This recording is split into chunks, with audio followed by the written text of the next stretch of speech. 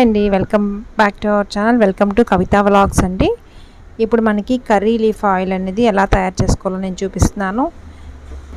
ఈ ఆయిల్ మీరు కూడా తయారు చేసుకుంటే మనకి చిన్న వయసులోనే కూడా వైట్ హెయిర్ వచ్చేస్తుంది కదండి, వాళ్ళకి బాగా ఉపయోగపడుతుందండి. ఈ కర్రీ లీవ్స్ అనేది మనం శుభ్రంగా ముందు ఈ కొమ్మలతోనే కడిగి ఆరబెట్టాలి. ఎండలో కాదండి, రూమ్ టెంపరేచర్లోని కొంచెం ఆరబెట్టుకొని మనం బాగా డ్రై అవ్వక ముందేనే ఈ కరివేపాకు అంతా ముందు ఇలా ఆకుల్లా తీసి ఒక దాంట్లో వేసుకోవాలి. ఈ ఆయిల్ వల్ల హెయిర్ ఫాల్ కంట్రోల్ అవుతుందండి, వైట్ హెయిర్ కూడా రాకుండా ఆపుతుంది. ఇప్పుడు ఏదో కొంత వచ్చినా సరే మిగతా వైట్ హెయిర్ అనేది రాకుండా ఆపుతుందండి. తప్పకుండా వాడి చూడండి. ఇవి మెంతులండి. మెంతులు ఒక 2-3 స్పూన్స్ తీసుకోవాలి. ఇగోండి వేసేసుకుంటున్నాం. అలాగే మనం కరివేపాకు క్లీన్ చేసుకొని ఆరబెట్టుకున్న కరివేపాకు కూడా ఈ మిక్సీలో వేసేసుకుంటామండి. ఈ రెండు కలిపి కొంచెం మనం పొడిలా చేసుకోవాలి.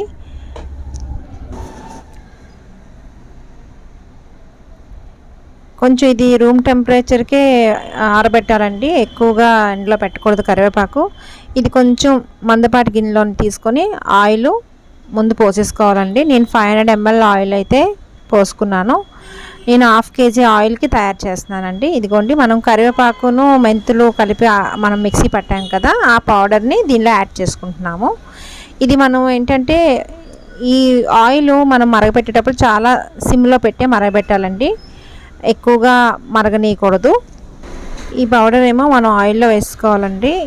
ఆయిల్ ఎప్పుడు కూడా మనం ఇలా మందపాటి గిన్నెలో వేసుకుంటే త్వరగా పొంగకుండా ఉంటుందన్నమాట.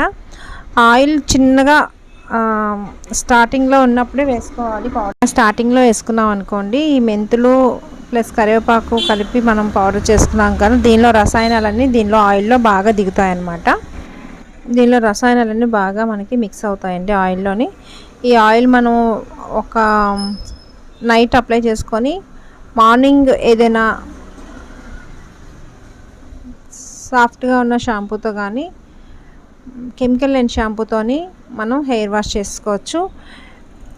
లేదంటే సీకాకాయ పౌడర్తో కానీ అలా, అంటే ఏదైనా కెమికల్ యూజ్ అవ్వలేంది. ఇదిగోండి, ఇలా కొంచెం బాగా పొంగొస్తుంది. కొంచెం మరిగాక మనం ఆఫ్ చేసుకుందాం. ఎక్కువ మరగనివ్వకూడదండి, ఎక్కువ మరిగితే దీనిలో ఉన్న రసాయనాలన్నీ పోతాయన్నమాట ఇదిగా. అందుకే ఇగోండి ఇలా కలుపుకొని మనకి గ్రీన్గా ఒక కలర్ అంటూ వచ్చేస్తుంది. ఆ కలర్ వచ్చే వరకు ఉంచి ఇంకా మనం ఆఫ్ చేసేసుకోవచ్చు. తర్వాత దీన్ని బాగా చల్లార్చుకోవాలండి. ఇలా చల్లార్చిన ముందు ఇలా మరగనిచ్చి బాగా చల్లారిన తర్వాతే మనం ఏదైనా బాటిల్లో స్టోర్ చేసుకోవాలి. ఇగోండి, నేనైతే చల్లార్చాను. చల్లారిన తర్వాత ఒక ఇలాంటి నెట్లో వేసేసి అదంతా కూడా ఇలాంటి వెడల్పు గిన్నెలో చల్లార్చుకున్నానండి ఆయిల్ అంతా. చూడండి, ఈ ఆయిల్ అయితే మాకు చాలా రోజులు వస్తుంది. అంటే ఒకటి మనం హెయిర్ బాగా వైట్ హెయిర్ ఉందంటే కొంచెం మనం రోజు అప్లై చేసుకుంటే మరి చాలా మంచిది.